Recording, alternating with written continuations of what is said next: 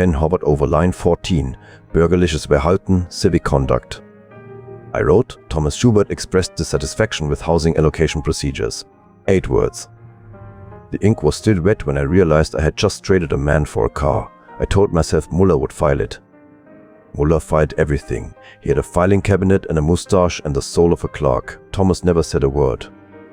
Not when the Stasi visited his flat. Not when they transferred him to the Brunner works. Not when I drove past him at the Zwickau handover point, my new Trabant smelling of glue and cheap paint. We drove to the Erzgebirge that summer. Ingrid said the mountains looked different from inside a car. I never told her what I wrote on the form. I never told anyone.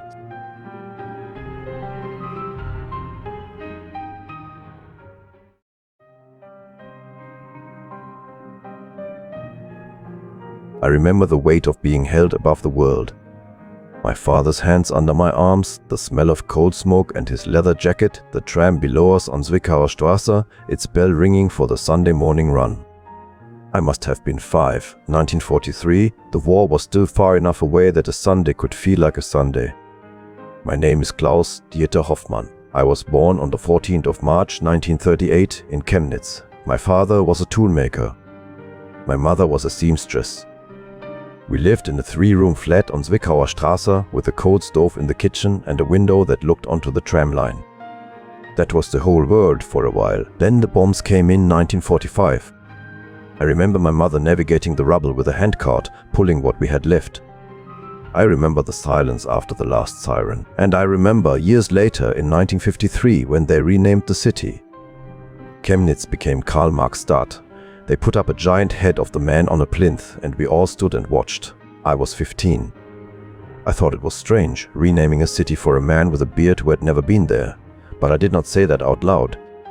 My father's word was a small, precise one. He worked at a tool and die shop, skilled work, modest pride. He had a bicycle, a radio, a belief that competence was its own reward. He would come home with oil under his fingernails, sit at the kitchen table and listen to the news on the radio without comment. He joined the SED, the Socialist Unity Party, in 1949, not from conviction. He told me once, years later, that a toolmaker who did not join would find his shifts quietly rearranged. He said it the way you say the sun rises in the east. A fact, not a complaint. I watched him. I filed it away. I learned that the new language, collective, brigade, norm, arrived slowly, the way damp seeps into a wall. You do not notice it until the plaster begins to flake. My father's plaster never flaked. He painted over it. He kept his head down and his hands busy, and he believed, until the day he died in 1972, that competence was its own reward. I am not sure he was wrong. I am not sure he was right. I started at VEB Werkzeugmaschinenfabrik in 1956, the year my father stopped speaking at dinner. He never explained why, but I knew. The Hungarian uprising had been crushed, and the radio was full of words like counter-revolutionary and fraternal assistance. My father sat at the table and ate his bread and said nothing. I was 18. I had just started at the lathe. I thought I understood the arithmetic of survival. I was wrong about that too. The factory was a world of its own. The smell of cutting oil and metal shavings, the rhythm of the lathe, the brigade of 7 men I worked with for 11 years. Werner, Horst, old Gunther, who had worked the same machine since 1951, and Thomas Schubert, but that comes later. We covered for each other's hangovers, we shared sandwiches, we argued about football, and we maintained a collective silence about the things we all knew and did not say. The party secretary who visited the workshop twice a month. The man from the next brigade who had been transferred to a coal mine after making a joke about the harvest. The knowledge, never confirmed but universally held, that someone among us was reporting back. We did not name it. We did not need to. I'm going to tell you about a car. A small, 2-stroke, plastic-bodied car that smelled of exhaust and ambition. The Trabant. By the end of this story, the car would not seem funny at all. I say this without bitterness. I say it as a man who has tested the fact many times and found it holds. The first Trabant I ever saw up close was in 1960.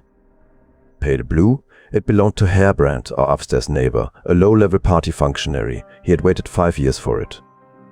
The entire stairwell came out to look. Women in aprons, children in pyjamas, old men leaning on canes. We stood on the pavement and watched Herr Brandt sit behind the wheel, his face flushed with a kind of happiness I had not seen in an adult before. He turned the key. The engine started with a high, whining cough. And I thought, not with envy exactly, but with a specific, calibrated desire that I would have one of those. The Trabant was not a luxury. It was the only car a normal worker could legally aspire to own. The Wartburg existed for higher functionaries. Western cars were not discussed. The Trabant was the system's answer to the question of personal mobility, and the answer came with a waiting list that, in 1960, stood at roughly 4 to 5 years. I had no way of knowing it would grow. I registered on the waiting list in the autumn of 1960. I took a Tuesday afternoon off work, walked to the Klaus-Dieter des Kraftfahrzeugwesens and filled out a form in triplicate. The clerk was a woman in her 40s with very neat handwriting. She took my deposit, 100 marks from my savings, and stamped the receipt in purple ink. The registration number was 400 and 471. I memorized it the way other men memorized football scores. I kept the receipt in the inside pocket of my work jacket for 3 years before my wife made me put it somewhere safer. That was the beginning, the mathematics of waiting, the arithmetic of patience. I did not know then that the waiting list would grow to 12 years. I did not know that I would have a wife, a son, a party card, and a friendship I would betray before the car arrived. I did not know any of it, but I'm going to tell you. I'm going to tell you about the car, and about Thomas Schubert, and about the form I slid under a door on a Tuesday morning. I'm going to tell you what it felt like to drive away from Zwickau with my wife's hand on my arm, and what it felt like to sit across from Thomas in a cafe in 1993 and say nothing. That is for later. For now, I am still a young man at a lathe, with a receipt in my pocket and a city renamed for a man who never saw it. I am still waiting, and I do not know yet what the waiting will cost.